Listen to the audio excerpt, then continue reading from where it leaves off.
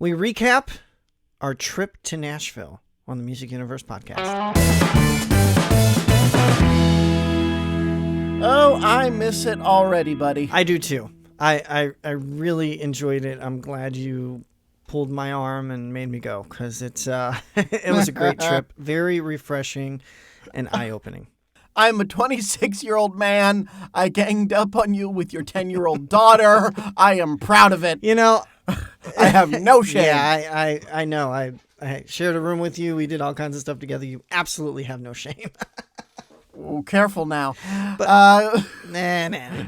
It's all in good fun. But we had an awesome time. I haven't really told my story too much publicly about leaving town, but my mind was so set on getting to LA whenever our manager at the time, my former band's manager, had said, "Hey, we need to get to LA."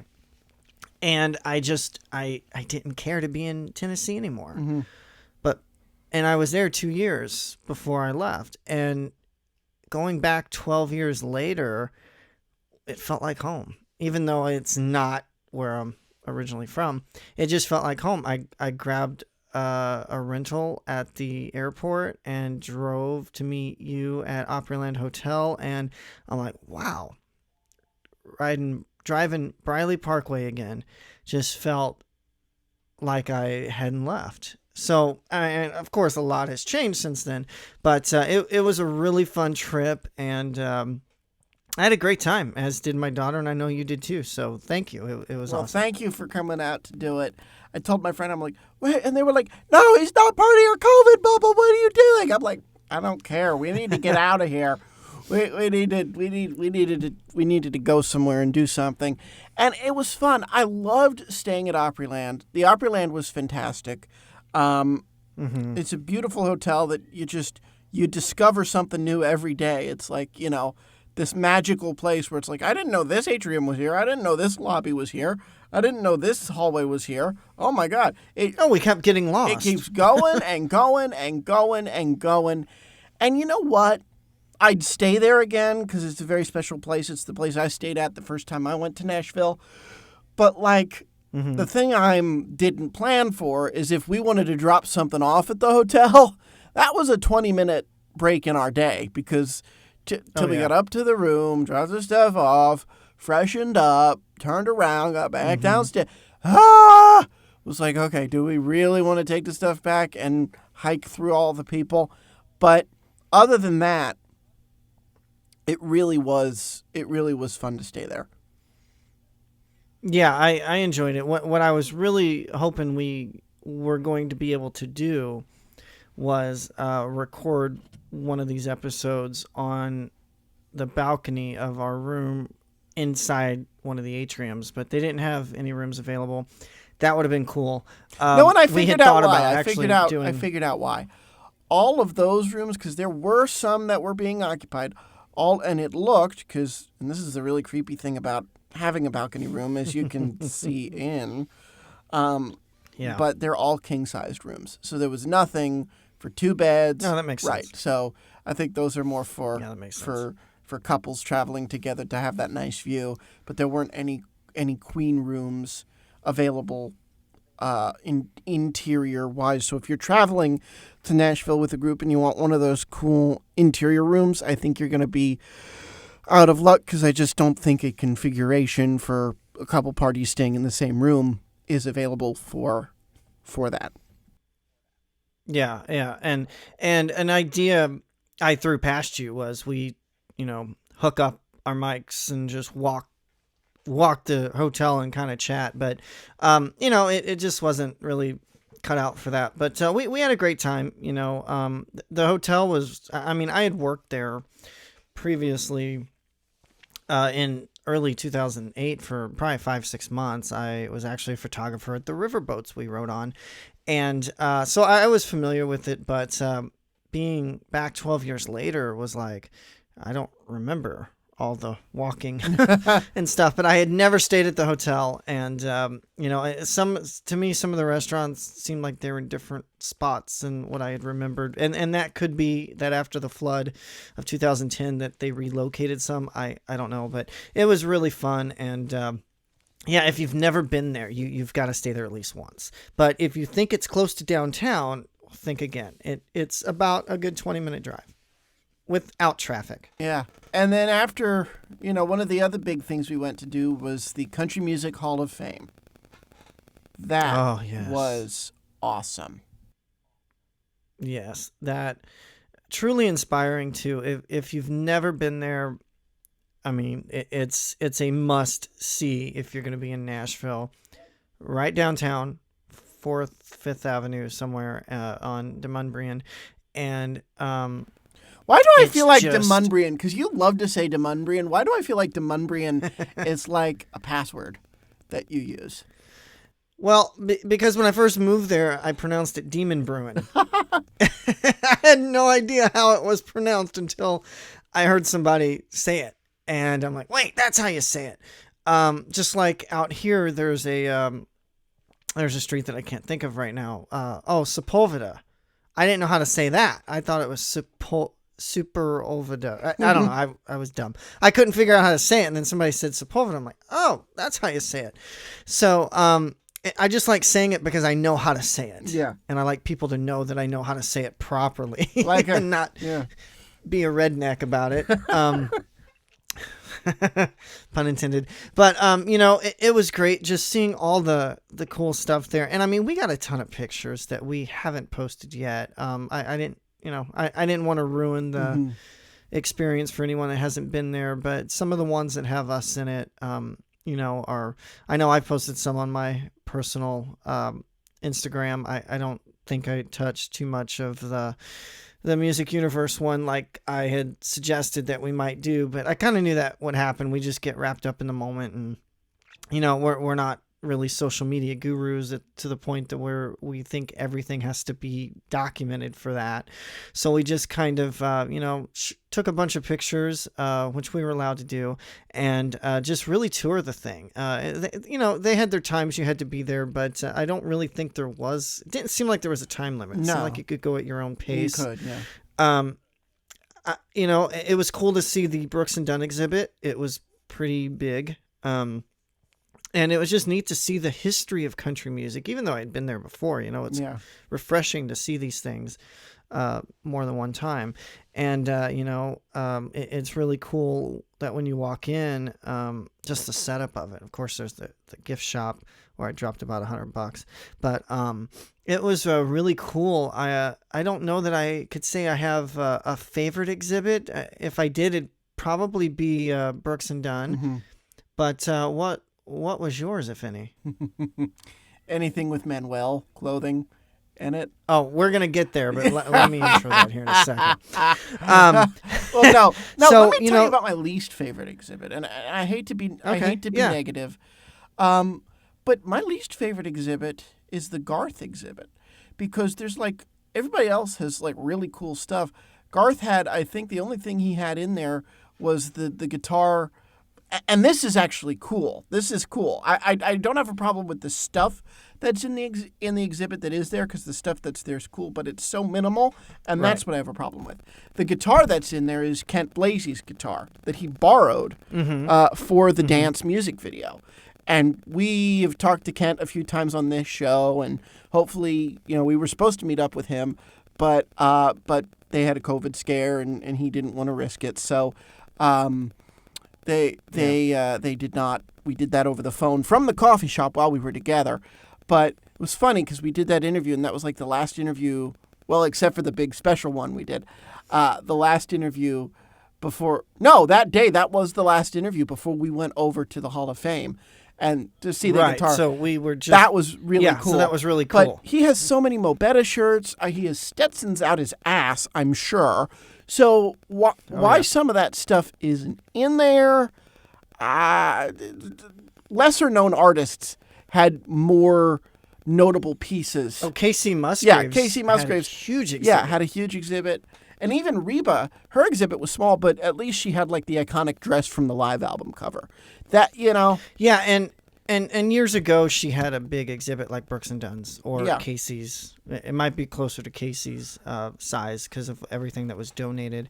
I was kind of surprised the minimal Garth exhibits that were in there. There was a cool Central Park wall, I'll call it, that we got our pictures at. Yeah. Which I'll probably post if I haven't by now. But I was kind of surprised at that too. But it was really neat how it was laid out, and Oh, yeah. and how you could go in and just see. It really started with the history of country, and then it went, to the Brooks and Dunn exhibit, and then it kind of jumped back to earlier country, and so you're kind of walking a timeline. Yeah. Pretty much of country music history. So, that was really cool. And, Okay. We need to just, it was awesome. I know my favorite one now. The Keith Whitley. Okay. Because that wasn't there the first time I was there. The Keith Whitley exhibit. I love Keith yeah. Whitley. That is a tragedy that we lost him as early as we did in country music. And it's just one of those things where you wonder what could have been. Kind of Yeah. like with Hank. Yeah. It's almost like he was a 90s country version of Hank Williams. Hank was so big for a hot second, and then he died. And we still talk about Hank Williams, and we still talk about Keith Whitley.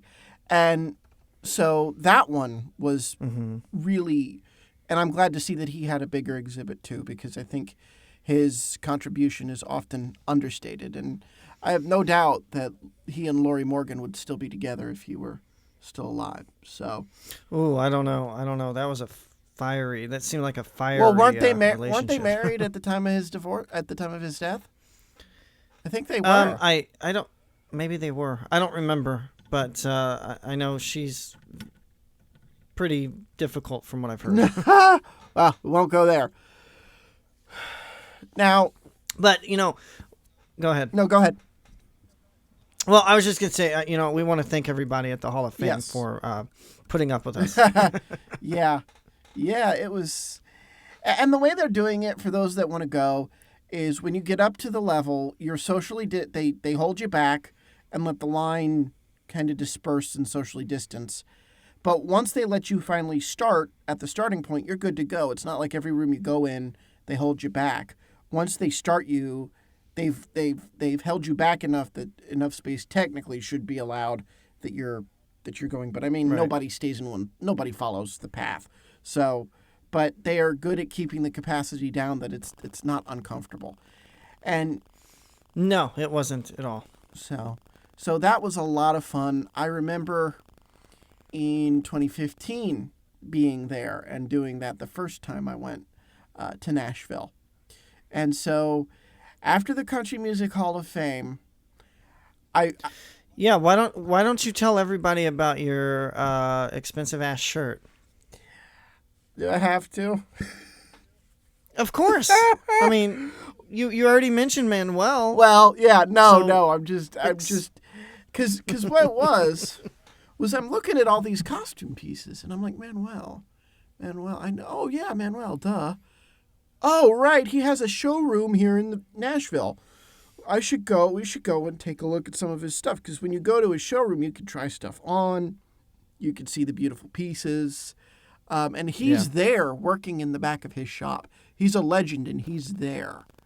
So, well, let everybody know who he's dressed. oh my God, well, everybody. He's dressed. If you've seen popular music throughout the last 40, 50, 60 years, he's dressed at least one known outfit for celebrity. He even did some movie shirts for John Wayne. He's prolific. We're going to be finding Manuel in pop culture for years to come. Sgt. Pepper album he put for the Beatles, and then he put Johnny Cash in Black. He did one of John Wayne's iconic clay red colored shirts. Just everything. Everybody this man has. Even Sonny and Cher, before Cher became, the number one client to Bob Mackie post Carol Burnett show. Cher wore Manuel. he did, and this is in the documentary that I watched that is just awesome. I got to send you the link to it. He did when Loretta Lynn received the Presidential Medal of Freedom from Obama a few years ago. He did the outfit specifically that she wore for that to the White House. Wow. Wow. So he does everything the man does. And it has actually been one of these unprofessed, like, it'll never happen, dreams of mine to own a piece of his. Because I grew up, you have to understand, he also clothed everybody in Branson on those tapes that I grew up watching. So Jim Stafford, my friend Jim Stafford has a few Manuels. There's an artist who owns a theater out there named Shoji Tabuchi. He wears almost exclusively Manuels and Bill Hargate jackets, and Hargate actually did the costumes for Black Panther. That's actually a Hollywood costume shop out in Hollywood, near where you are. So I've been seeing Manuel's creations all my life, and I wanted a piece. And I pulled this gray and blue shirt with rhinestones off the rack. Now, I was not going there with anything in mind to buy. If anything, I thought I might get something. I had a little bit of a budget in mind, but I pulled this piece of clothing off the rack, and I looked at it, and I knew, like, it spoke. It's one of those things, and I think Manuel could relate to this, because when you see the tailored work he does, it's like, it's not like, oh, it was custom fit to the artist. No, his work is made for the artist. His work ends up becoming identifiable iconography to the artist. It's just, so when I pulled it off, it was, you're going to think this is so hokey, but don't judge me. It felt like I had to have that shirt. Like, that was my shirt. So no, it was calling you. Yeah, it was this gray shirt with this blue yoking, because that's what that's called, that scooping, that blue yoking, the pearls, the perfect blue pearl snaps, the rhinestones that weren't too much, but it was still rhinestones on the arms and on the shirt. And it's just, and it's my weekend note shirt now for our show, Weekend Notes. I've decided that for continuity, I'm going to wear the same thing every week, and I'm going to wear that shirt every week, at least for a little while, to get some use out of it. But to me, so everyone listening, don't think that Matt just did a melee of edits and stuff, and it's a new recording. It's just the same damn shirt. Yes. Well, I say the date at the top of the. I have to tell you, I worked for about a month. I helped launch a show for Governor Eric Greitens, and he's a talk show host now, former Missouri governor, where you're from. And he taught me that.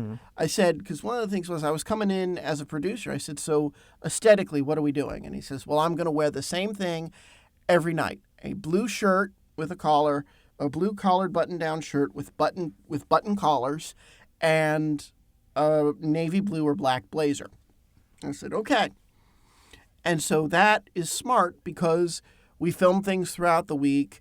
We want to keep it consistent. If we do a piece one week that we can then do another week, that lesson, that was actually a smart lesson that, hey, it isn't bad to wear the same thing. It actually, consistency is pretty good. So anyway, pull this shirt out. I look at the price tag, and I literally look at you and I go, fuck it. This is mine.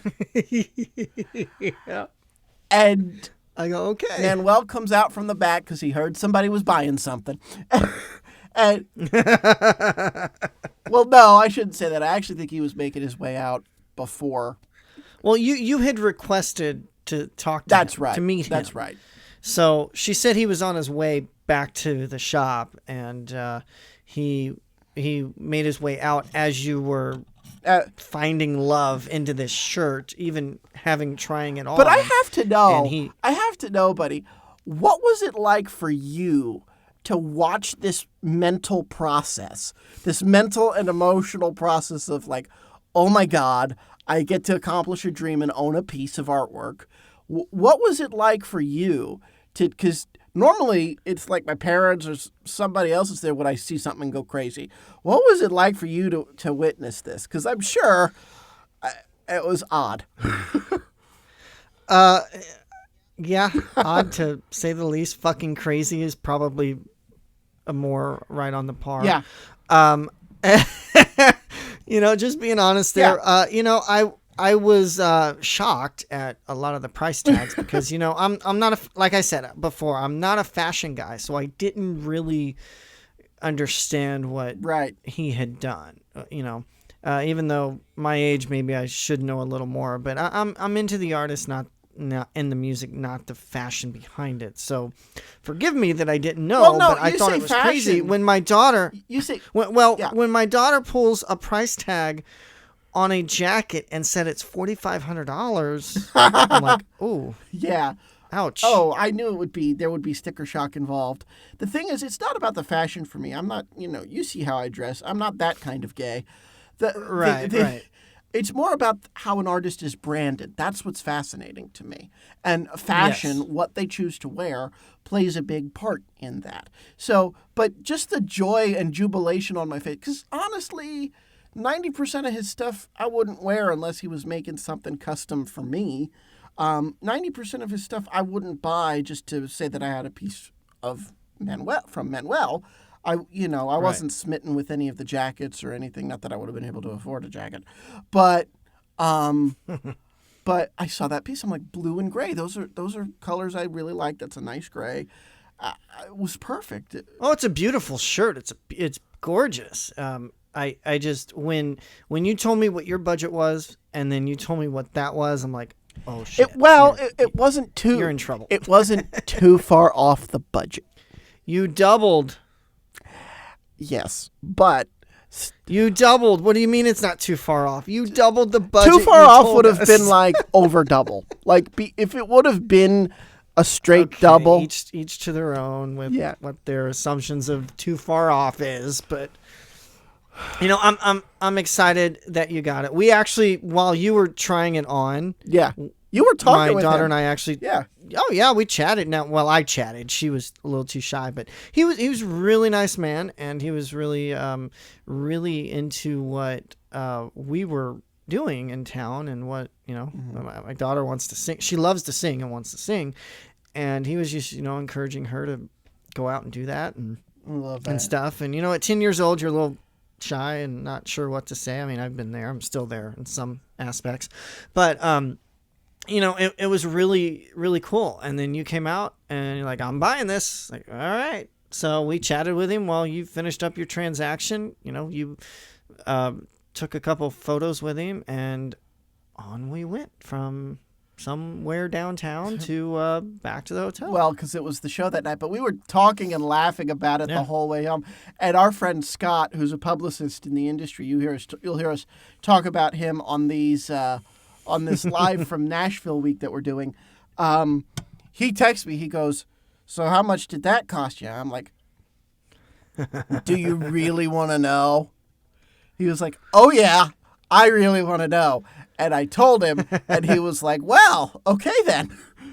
So, yeah, and you wore it. Honestly, nothing against the Oaks, but I think you were the best dressed in that building. Jeannie Seeley was a couple tables away from us, and she was. That's she true, was pretty but dapper. Yeah, that's true. I mean, you expect that, but I mean, you were one of the top two best dressed. Oh, We'll put it that way. Yes, and the Oaks. That show was fantastic, and we know some things on background through working with them to go to the show about how they're doing this that we're not going to talk about. And I have to say, knowing what we know, you guys have nothing to worry about if you go to see this show. It's in the presidential ballroom where I actually saw Charlie Daniels when I was 8 years old on my first trip. So it's funny how things come full circle. It was a great show. Very COVID friendly, so to speak. I mean, everything is spaced out. We had our own table, dead center. Everything's spaced out. In fact, they opened another room to make it. They opened to three. give you more space. It's all three Yeah. presidential ballroom sections, and then the stage is.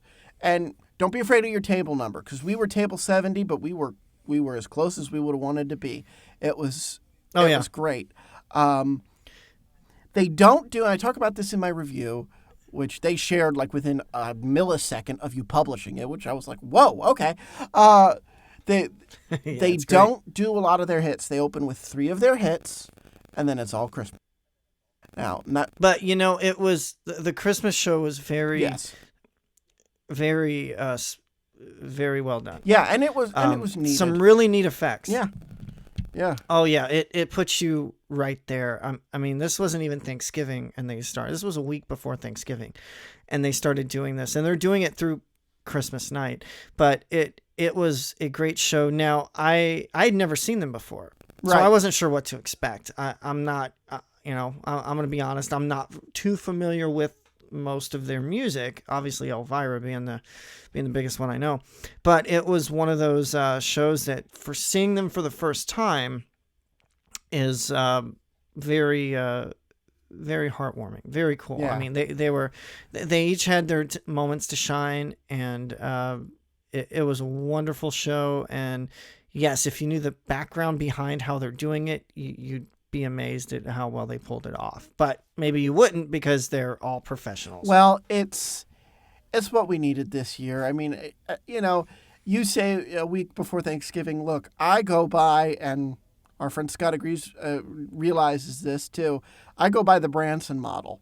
Halloween is over in Branson. All the shows that are doing their regular season shows up through Halloween. I got to tell you, November 1st, ding dong, ding dong. Oh no, no, I know, Yeah. I know, because like I said in a previous episode, my tree was up on November 1st. Yep. But what I was saying, it was just so, even though it was not quite Thanksgiving, it still puts you in the Christmas spirit if you Absolutely. weren't in it, because, I mean, the hotel, which we haven't even discussed, Yeah, how what pretty that gorgeous. was just miraculously decorated. And they're as detailed as Disney, Yeah. I would say. But seeing all that and then going into this show and just seeing that stage come to life as a Christmas miracle basically was just fantastic. It was really great. So Scott, thank you, the Oaks. Joe, thank you for sharing the article. You guys are amazing. It's we flew across the country for that. Now, you didn't know you were going to get in, but we got you in. I flew across the country. Well, I shouldn't say across the country. I guess No, you didn't. I guess DC is closer to Nashville than I would initially think. Okay, you had an hour and a half trip. I had like a 5 hour. Yeah, I know. It's so, but I flew to another state, let's say that, to see a concert because that's how deprived we've been this year. Like, Yeah. by this time, we've seen all the major tours, gone to all the shows, and we just couldn't do that throughout most of this year. I mean, I kicked this year off. We went at it hard. I think from January to March, I was at a show pretty consistently every weekend. And so it was pretty hard to not have that. So to be able to have it was great. Yeah, and even though I wasn't even planning to go on the trip, let alone planning to see that show, it was. I'm glad it was done. I'm glad we did it. And people are probably like, well, why are you guys traveling and during COVID? You have to get back to life, people. Just do it in a smart way. Wear your mask and wear the damn thing over your nose and mouth, and you'll be fine. Yeah, exactly. It's like, because we could get into the politics of, are the cases really surging, or is the testing becoming better? There's also data that says there's people dying with COVID, and the people dying from COVID, it's not as bad as initially reported. I don't know what to believe. I'm very annoyed at the lack of consistency, but that's a show for that's another show for a topic that we don't even touch, and that's politics. What I will say is this. I am somebody who, in March and April, and even most of May, I didn't want to go anywhere. I mean, I did not want to move. I was in Pennsylvania. I was staying at home. I was living the life, had my job, saving up money to eventually use later for when I would move. I didn't want to go anywhere. I did not want to go outside. I didn't want to risk it. I think in the first 6 weeks of being home, I left the house twice myself because my dad elected himself the doomsday prepper to go to the grocery store and run the errands. Oh, and he's a doomsday prepper. My dad's a whole other subject. Love him to death. So do you guys have like a bunch of supplies stored in a closet? No, just in he's not case? that crazy yet, but he's retiring next year, and I think that's I think that's going to be the investment. Um, And a bomb shelter. well, yeah. So he would go out all goggled up so I didn't leave the house for a long while. Then I started seeing my grandparents and going out maybe once a week to help with groceries or whatever. By May, now this is a little personal, but my boyfriend and I had broken up. He had decided to go back to New York, wanted to be with his family for the rest of it, and we decided mutually to part ways. And I was just it was amicable, but it was an emotional roller coaster. And when I'm emotionally exhausted, the thing I want to do is travel. So I was like, I'm ready to get out of the house. So I called some friends, and we went down to we did an 8-hour drive down to Kentucky. It was a 13-hour drive down to Kentucky to go to the Vent Haven Museum. I'm also a ventriloquist, or I was. I haven't done it in a while, but I still love the art. Went down to the museum. Yeah. Much needed, refreshing 2-night trip. Came back. About a month later, I started zigzagging back and forth between PA and DC, working on moving down here.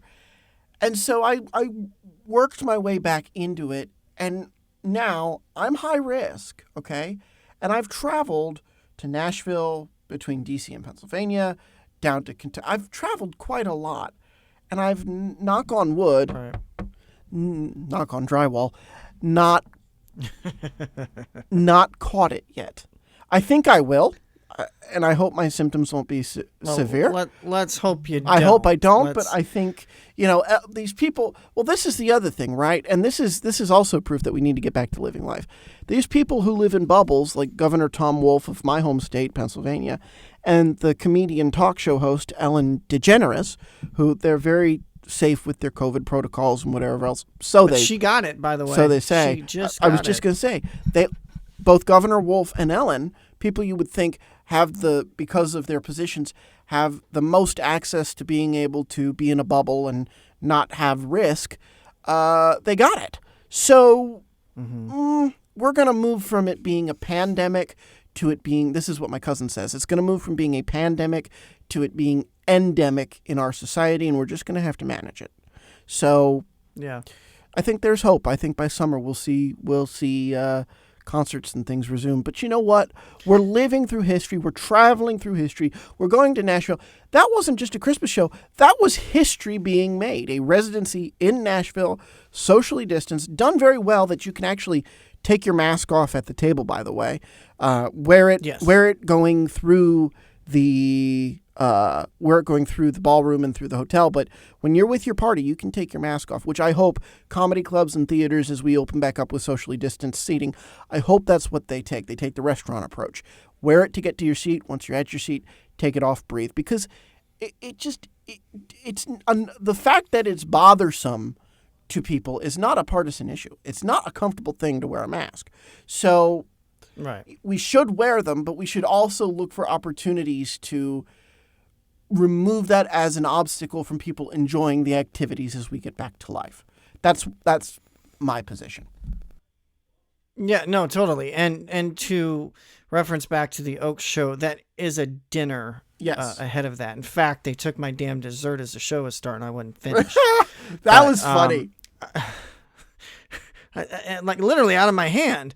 So with that being said, Nashville has or Davidson County, where Nashville resides, has a mask policy or get fined thing. Yeah. But, we were having fun downtown walking, and I saw several people walk past police officers without masks, and they didn't seem to care. It's the same thing here in D.C. My best friend walked up to a cop one time and said, "Find me." And he was like, "No, go away." They're not enforcing it. They're not enforcing it. And now we have a crazy stay-at-home order here and in California, and most sheriff's offices like, we're not enforcing this. How can we enforce this? I mean, right. it's like false imprisonment to me. That's how I feel. Well, it's and a curfew. It's inconsistent because Florida is doing what I think people should do, and you can crucify me, what the state should do, and you can crucify me for this. The governor has issued an executive order preventing local governments within the state, counties, municipalities, from enforcing mask orders. What does that say? That says that businesses are now solely responsible for the mask mandates, whether they are enforced or not. And that means that businesses now don't have to have mask mandates. And now people are going to, in Florida, are going to start voting with their wallet, whether they feel like they want to go to the places where people are wearing masks, or whether they're sick of it and are going to go to the places that don't require it. They're going to start voting with their wallet. And I know some Democrats who are even okay with that, because that's typically the conservative position. I know some Democrats who are okay with that, and it is what it is. So all of this say we're living through history. Yeah. We are. And that's crazy to hear that from Florida. I don't follow that much news, apparently, because I've not heard that. But another highlight we had, besides just a lot of walking in hills and parking and all that downtown, the Grand Ole Opry. We took a tour of the Grand Ole Opry, and they same enforcement. I mean, everywhere's doing the same enforcement, but you got to stay 6 feet apart from the tour guide, from the other parties.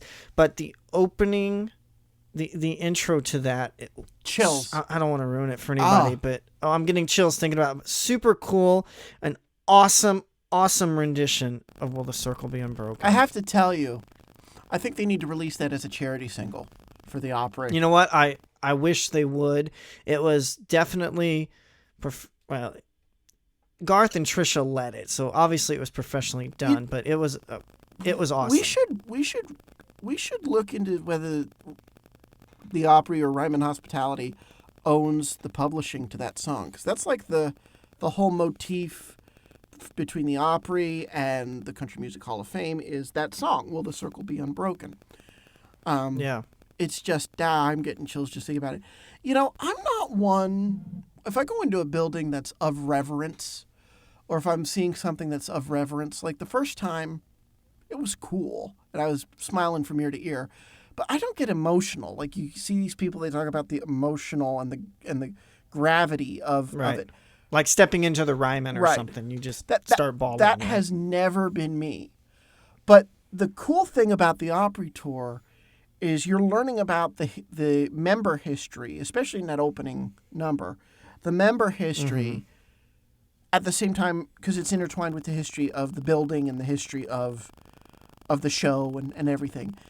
And 5 years ago, I was doing a ventriloquism podcast, and I had reached out to Dolly Parton's publicist at the time, and I wanted to do a pilot country music talk show, and I wanted Dolly to be the inaugural guest because go big or go home. And now 5 years... Go big twice. Right, and that was even after. That was when I was back at school. That was after the visit to the Opry. I had not interviewed a single country star in my life. Now, I've met just about anybody from that genre, which even though the music universe is all news, I think people can tell by now is our favorite genre.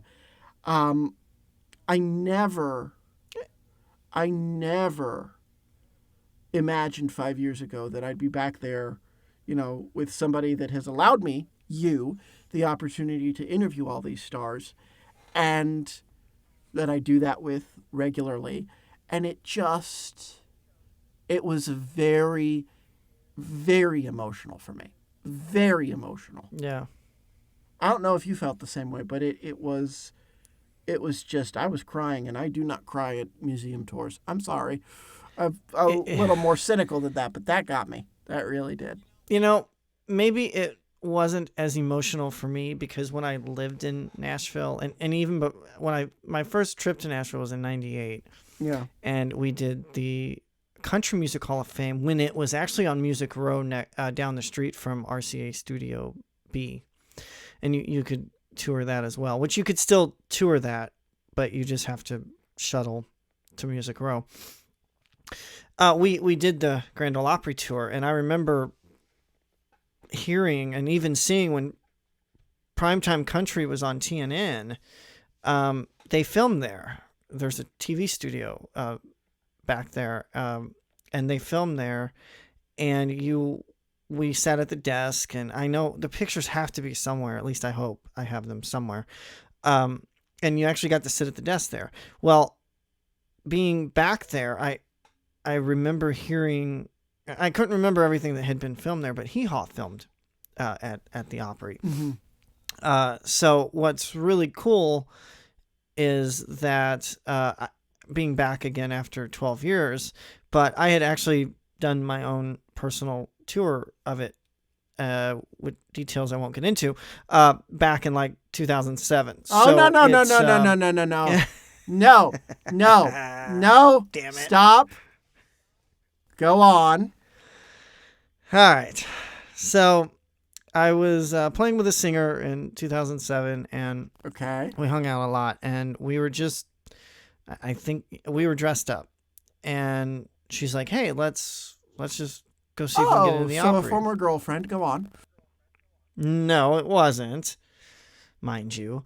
And Keep going. we, whatever. We drove up to the artist entrance, and security just didn't ask any questions. They just let us on through. And we walked through the artist entrance, and we just kind of walked the place like we owned it. And that's really what I remember. I don't remember how long we stayed. I don't remember much of anything, but I don't know how that happened. But we got in.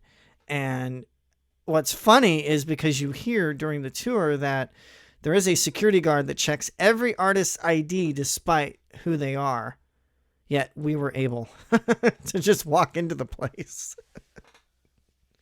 So I had been there, so it wasn't as emotional or special, I guess. I mean, it was still special, but it wasn't as emotional for me because I had been there before, and it was just in a different capacity. Now, I was always hoping the next time I was there, I'd be behind the drums, and believe me, I was doing my tried. damnedest not to You jump tried. back You there. look at the drums back there, and your daughter went, Daddy, no. Yeah, but it was a great thing to see it. But I guess what got me the most emotional about it was seeing that flood line marker Yeah. in the green room. It gives me chills. Now, I had already been in California about a year and a half when that flood hit, but just thinking that 4 feet of water in that place and where that line was. It's very emotional because there's just so much history there, and you don't think about anything tearing that history apart. And then you have this flood that, forced the Opry to go downtown back to its original home at the Ryman for X amount of months. I forgot how long they said. But they didn't miss a Saturday night, just like they haven't during COVID. They've managed to still broadcast every Saturday night through all this turmoil. So that is where I got emotional as we got in there and saw stuff that I couldn't even seen last time I was there. Yeah. No, that's exactly right. It was just a powerful experience, and we created memories that will last a lifetime, really. Well, yeah, we got a lot more, but I don't want to keep dragging this on. But if you guys have heard, we some of the interviews we did, if you've been listening to our live in Nashville series this week, Chapel Hart, we've had Flo, J.D. Shelburne again, Kent Blasey. We, as you mentioned earlier, we were going to do in person. He had a COVID scare. He opted to just do it via phone, but we chatted with him because he had some big news. We also chatted with Tim and Roxanne Atwood in person at this nice little coffee shop called Nashville Coffees, and it's right behind the Nashville Palace, across from the Opryland Hotel. And Nicole, I believe, is the owner's name, and her husband. Super sweet people. In one of the episodes, you talked to her about it, but after that, on Saturday, we actually went and one that hasn't aired yet, that not sure on the air date because it's quite extensive, songwriter Margie Singleton. Yes. That'll be 85 years old, and she's still doing it. I get excited about that one, and then I remember I have to edit it, and it's going to be a beast to edit. but I'm so excited That for was it. the agreement. I'll do the others. Yes. You do that one because there's just a lot of there's a lot of stuff that needs to be edited, not for content or anything, but just to make the whole thing kind of more of a coherent type of thing. As she was showing us her house and stuff, and so it was really cool. We got to drive up to Hendersonville and hang out with her for about an hour. So thanks to everybody that made that trip, and I'm looking forward to being back, except hopefully on a permanent level. Well, you will keep us posted, and it'll affect. We won't be the two coastal. I told you we won't be the two coastal guys anymore. You'll be in Nashville, and I'll fly down once a month for a show. Don't move, buddy. Care about my wallet. Well, I think it'll be beneficial to everybody because we'll be able to attend events when they're happening at the rate that they were. Hopefully the award shows that are there. I never apply for press because we're not close, and you don't find out usually till like sometimes the week of, and it's not easy to book a trip that close to an event, especially when you have to get hotels and cars and all that. So we're excited. We'll see what happens, but it felt like home, and it rekindled my love affair for the city after my eyes were just kind of sewn shut trying to get out to California. Yeah. So I'm excited. Yeah. All right. Well, for the Music Universe podcast. Oh, wait. You got to follow us on. Forget. You got to follow us on TikTok. Oh, yes. We just in the last week created a TikTok account, and we're building it. So bear with us. If there's something you want to see that we're not doing, hit us up. I mean, I'm open to suggestions. We're picking and choosing what to post on there because I know it's very popular, and if you don't want to put the wrong thing out there or something that people are not going to connect with, so to speak. So we each have our own. Mine's at Buddy On. Matt's is at Talk for Two Plus the Music Uni. So check us out. Follow us on all socials and now TikTok. And of course, themusicuniverse.com for the latest news and reviews and release info. And of course, we have our weekend notes and notable releases in video form that take place on YouTube. And until IGTV figures out their damn fair use issues with news programs, we're not going to be on there very much because we get flagged all the time for just showing clips that are fair use for being a news organization. Yeah. Well, all right, buddy. Signing off, I'm Matt Bailey. And I'm Buddy. Thanks for listening.